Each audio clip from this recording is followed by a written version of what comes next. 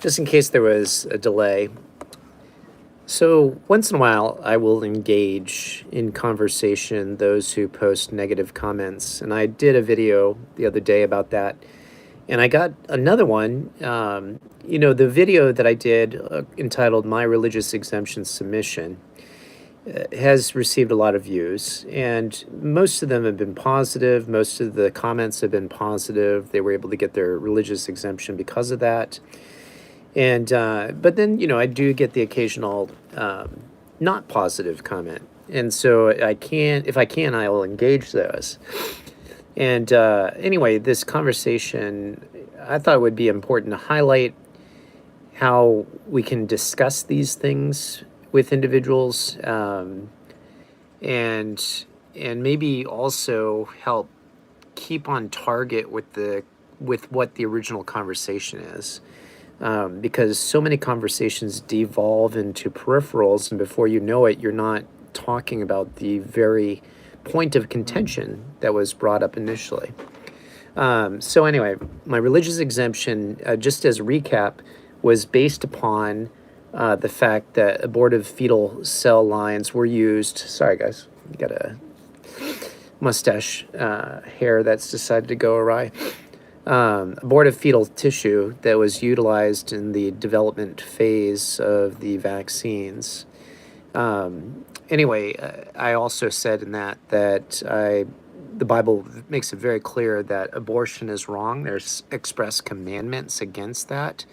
That if someone were to cause an abortion through violence, which I do believe that qualifies, any of our abortion techniques are violent, that they are to be put to death if they murder the unborn child. And that's where we get the principle of lex talionis, an eye for an eye, tooth for a tooth, etc. So I make my argument on religious grounds that it would be in violation of my conscientious religious belief to take the vaccine. And I shared that. And that was the basis of the video in case it would help anybody else. And I address the very specific law or legal requirement for religious exemption, as well as the legal definition of that in developing my defense. I mean, that's typically how you develop defenses. So anyway, this one man wrote back, hilarious.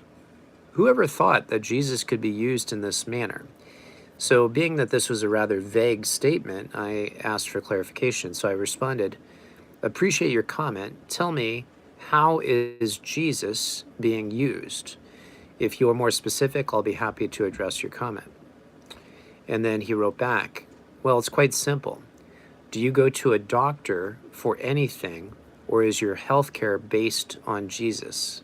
If, heaven forbid, you contract COVID, will you run to the hospital, or will you stay home and seek Jesus' help with COVID? And I've heard similar arguments through Twitter, through other people have posted about comments they've received, etc. So I answered him this way. You're making a false dichotomy logical fallacy.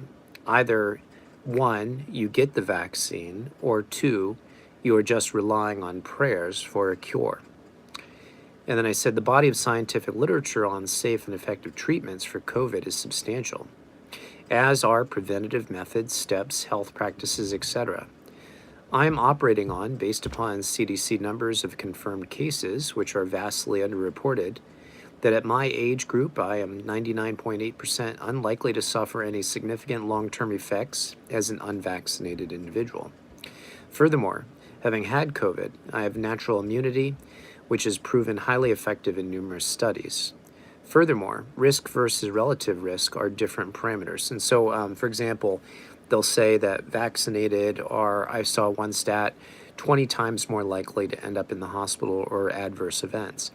And they base that on what's called relative risk. So they'll, like I am roughly 98, I think I might have been wrong in this quote, it's like 98.9 or something like that percent to have no significant ill effects. So they'll take that 98.9% that I as an unvaccinated individual have, and they'll compare it to the risk for vaccinated. And it just happens to be around a 20-fold decrease in my risk. So I would go from like 98.9% to, what would that be, 99.05 percent safe. So the stats look pretty good that way, but when they talk about relative risk, well, you're 20 times more likely to be in the hospital. Well, then it looks more concerning at that point. So anyway, so what else do I talk about? So risk versus relative risk are different parameters. And finally, I may experience harm of a different kind or type. See non-malevolence types of harm if taking a vaccine against my conscience. There's other harms besides physical. If I feel coerced into getting a vaccine that I really believe is problematic, that causes potential psychological harm. I think I'm a big boy, I'd get over it, but I'm not going to take it. I'd have to be forced to take it. So anyway, he had said, well, it's quite simple. And I said, your argument is simplistic, not simple. And then he said, what is interesting is that your video is titled with religious exemption. Your explanation is not. And I didn't at first get this, but I guess what I'm getting from him is my response to his question is medical explanation versus religious. So, but I took it that he meant in my video. So anyway, that might have been my misunderstanding. Maybe the video, okay, no, never mind. I'd retract that. Maybe the video should be retitled as medical exemption. Lastly, is there concern for others or just yourself? So he's using the argument, get the vaccine or you're going to kill grandma, which a lot of us have heard. So anyway, his point about my video being retitled medical exemption, I address. I'm not sure which video you're watching. This is my statement. A medical exemption is one in which you are arguing along with your physician that your physical health is jeopardized by taking the shot. My argument is not taking for not taking the shot is centered around my belief system based upon my holy book, Bible. You're making a false... Okay, then I address his concern. Lastly, is there any concern for others or just yourself? And then I said, you are making a false dichotomy statement at the end of the last comment. Either you get the shot or you're not concerned about others. I address your false dichotomy in other videos, which I have.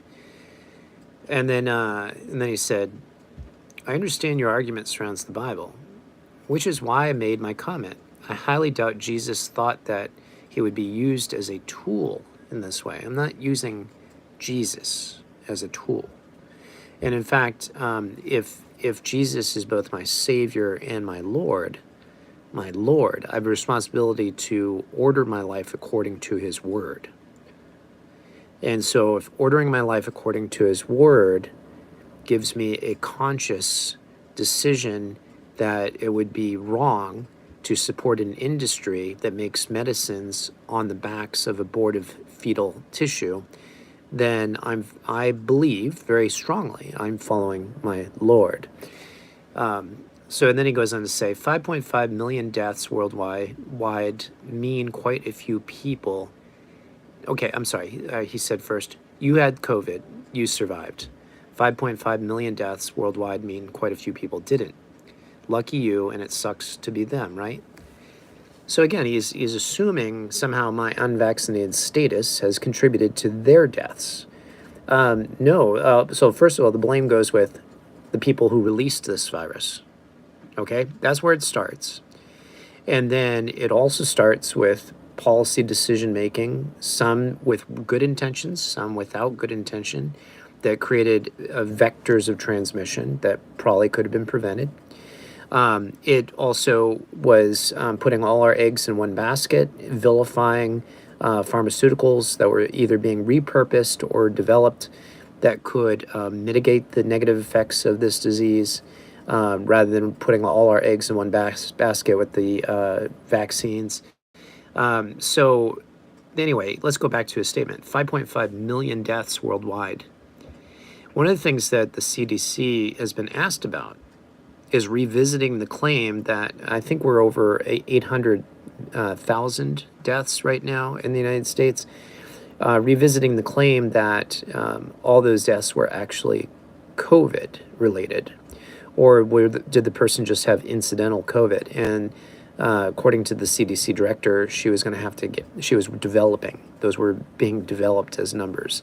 So that 5.5 million deaths can be called into question. Now, let's say it's half of that. It's still a substantial amount of deaths, right?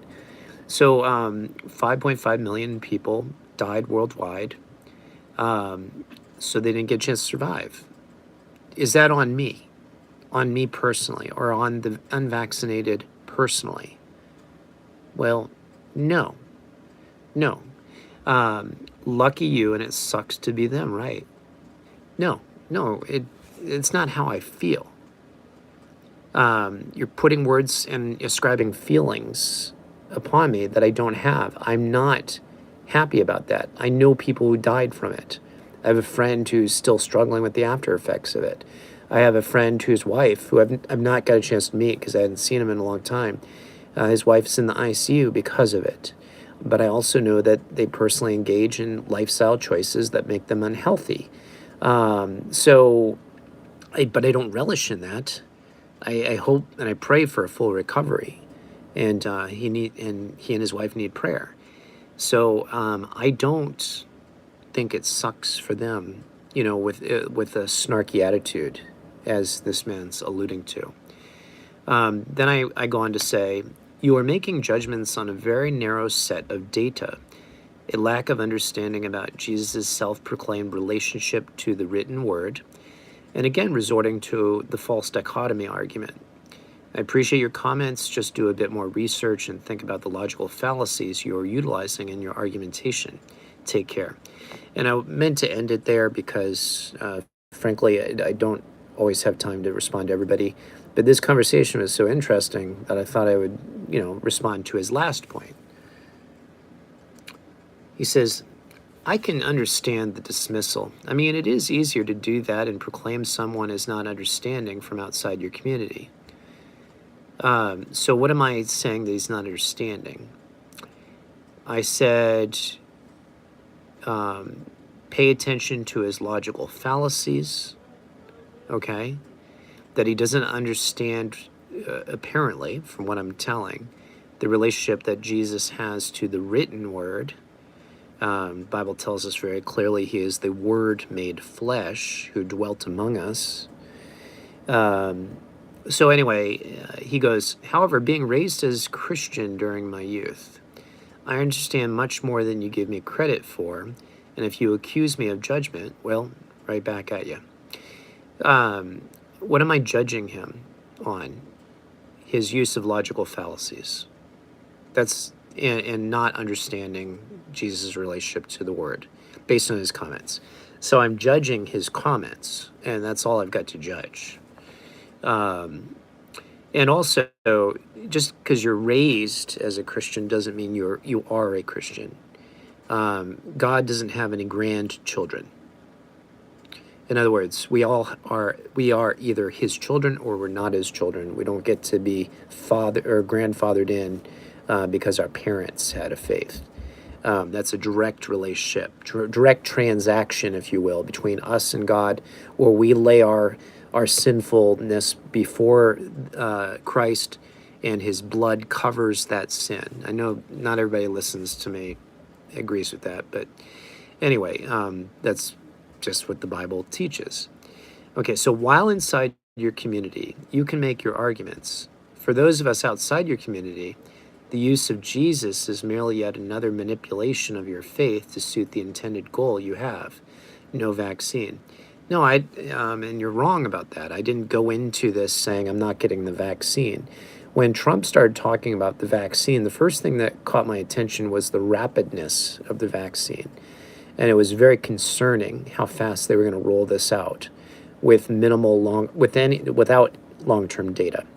And then when people started getting the vaccine that were patients of mine, I started noticing some troubling trends and things that were not reported as problems related to the vaccines.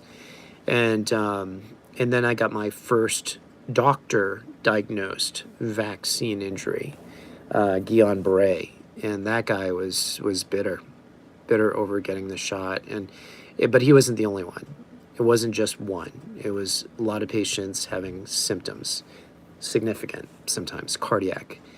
And so, anyway, no, that's not where I came from. I wasn't a no vacciner from the beginning and then decided to utilize my faith. I started doing research into the vaccines, and that's when I started to see the correlation between the use of aborted fetal tissue and whatnot, but then also the lies that were coming around in media that were basically vilifying anybody that went against the vaccines, any scientists, any doctors that said anything about negative about the vaccines. And I saw the way the media was handling it, and so I started to do some investigation. So that's where I came from, and so that's a false assumption. So he goes on. So while the majority of healthcare experts out there favor the vaccine for lessening the death risk of COVID, which is factually supported, your argument is faith-based, and therefore no vaccine is a risk, which 5.5 million worldwide have died. Anyway, I'm sure he meant to not state it quite that way because it doesn't make a lot of sense at the very beginning, but or end, I should say. Okay, so do the vast majority of healthcare experts out there favor the vaccine? Yes, they do.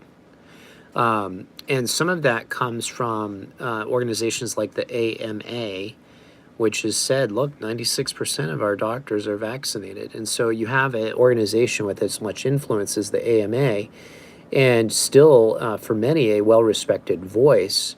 They go, oh, well, the AMA says it's good, therefore I should also. And this happens amongst physicians also. I was on the phone with a doctor yesterday for my job, and I was actually informing her about something related to my job, which she didn't know. And we got talking about research, and she said, and she was very honest. She's like, based on this product, which I'm talking about to her, what do you know about research for outcomes related to this product? And then this was very telling. She said, because frankly, I don't have the time to do the research myself. At least she was honest. I mean, she's probably a very busy doctor. She was young enough. I'm sure she's got her own family, so she's got that.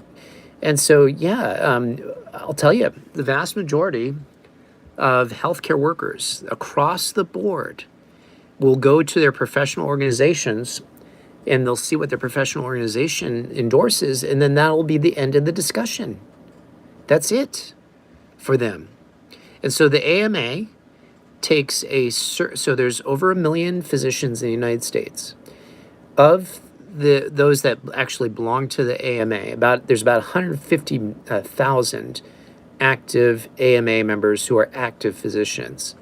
Of those 150,000, the AMA survey, where they came up with their 96%, was 301 physicians. And I just realized, YouTube, if you ban me on this, I will throw that study right in your face, because you can easily look it up online. It's actually on AMA's website.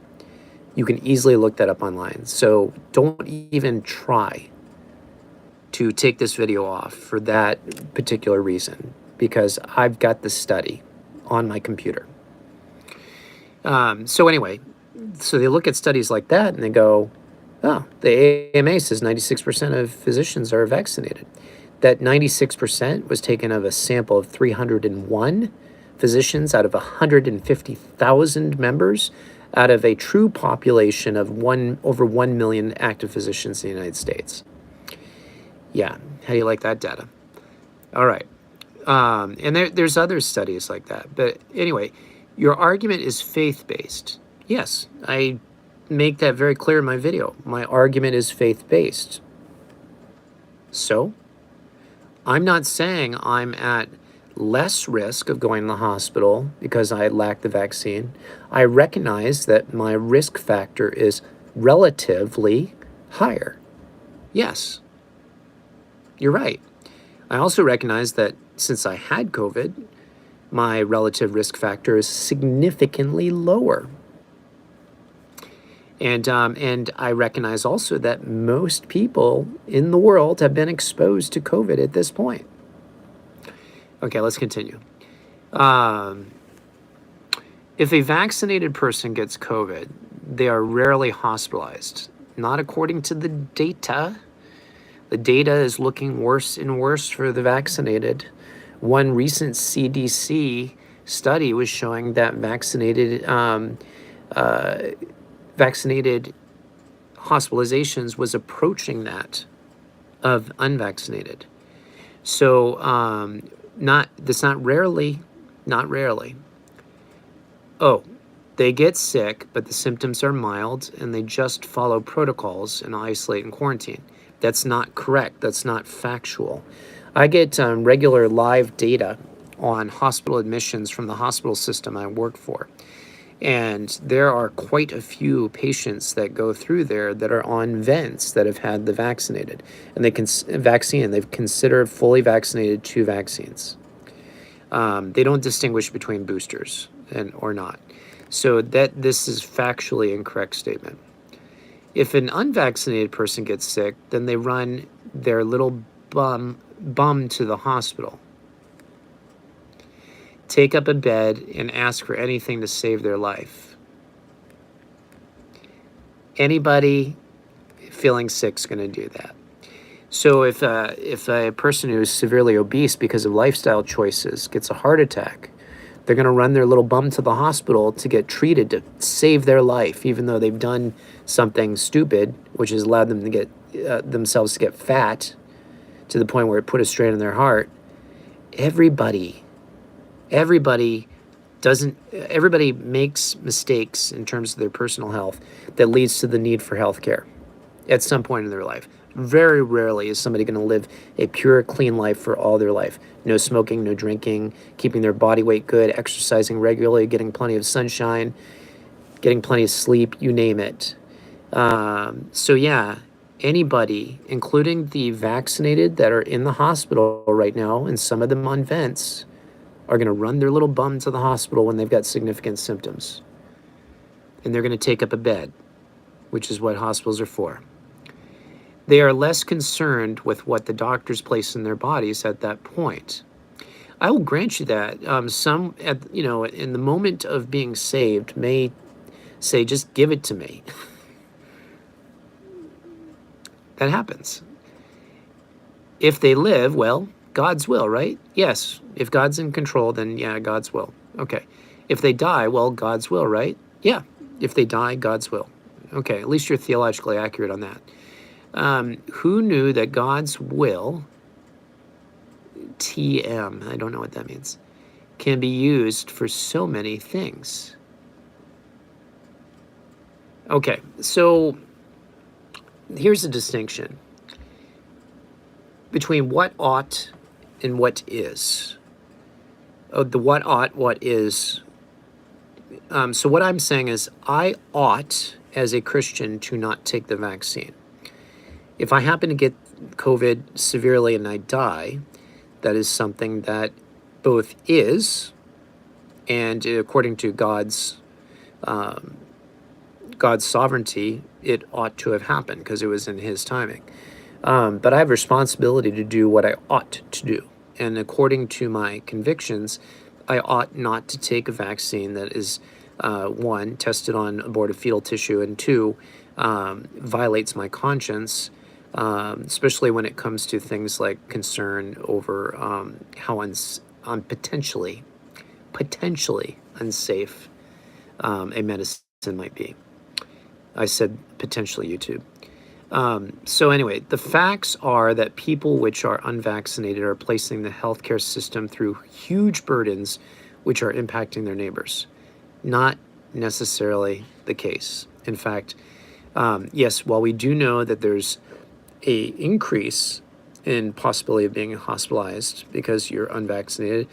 We don't have conclusive data to support that that would cause such a huge burden that the healthcare system couldn't manage it. In fact, it would have likely been so much better if we had just treated those who were susceptible, given good therapeutics to all people, not vilified certain therapeutic meds, kept all the hospital systems open without mandating that they do X, Y, and Z to keep working there, thus creating further shortages. So, no, it's not on the unvaccinated. Cancer patients cannot get a bed. Okay, that's reported in the news. Have not seen that. And I work for a fairly large hospital organization. Accidents, etc. All right, accidents. Could it have been the person's fault? Were they driving recklessly? Were they wearing their seatbelt? Do they deserve a hospital bed? So basically, he's boiling it down to the argument that us unvaccinated people shouldn't have hospital beds because of the burden we're putting on society. When the sheer numbers of unvaccinated people run to the hospital because they listen to their pastor, in essence, they are straining the hospitals and taking the resources from their neighbors, which would be completely prevented if they had had the vaccine. Okay, let's change a few words in there. When the sheer numbers of smokers run to the hospital because they listen to the cigarette ads, in essence, they're straining the hospitals and taking resources from their neighbors. Let's try a different one. When the sheer numbers of alcoholics run to the hospital because they listen to their dopamine receptors, in essence, they're straining the hospitals. Okay, when the sheer numbers of obese patients, people run to the hospitals because they listen to their stomachs, they are straining the hospital. It's just a rehash of an argument I've already dealt with. Okay. Which would have completely have been prevented if they'd had the vaccine. Falsehood, proven false, quite substantially. All the recent studies showing all the concerns related to vaccine weaning, the fact that transmission can still occur if you've had the vaccine or not, yada, yada, yada. And YouTube, don't even bother to fact check me on that, because I'm 100% accurate, and I've got the studies to show it. So anyway, he goes on to say the following. So Jesus is being used yet again when it meets their need, a tool of manipulation. No, again, Jesus is not being used. So for example, suppose your boss tells you to do something. You're under their employ. They have authority over you. What they tell you to do is within your job description. So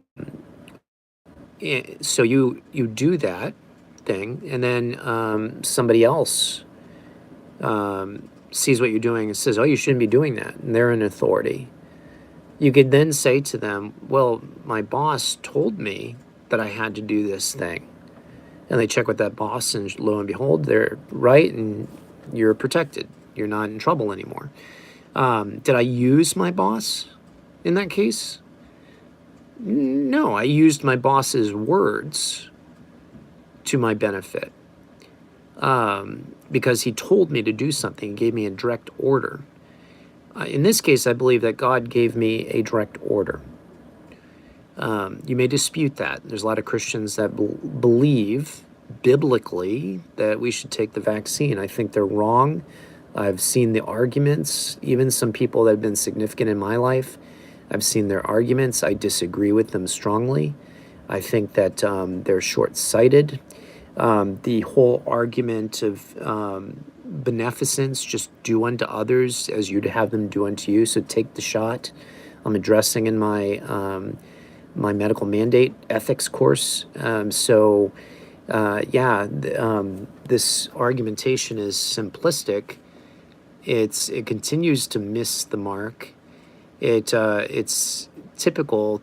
It's also typical of what's called the red herring, that you try to, I mean, he comes back, so he gets back on track, but a red herring is when you try to lead somebody off the original argument or point So they get lost in the weeds and periphery. But he does come back, so I can't say he's totally red herring on this. But anyway, I've talked long enough. Thank you for paying attention. And if you have any comments, feel free to make them. Suggestions about future videos. I am now wrapping up lunch and have to get back to work. So take care, and God bless.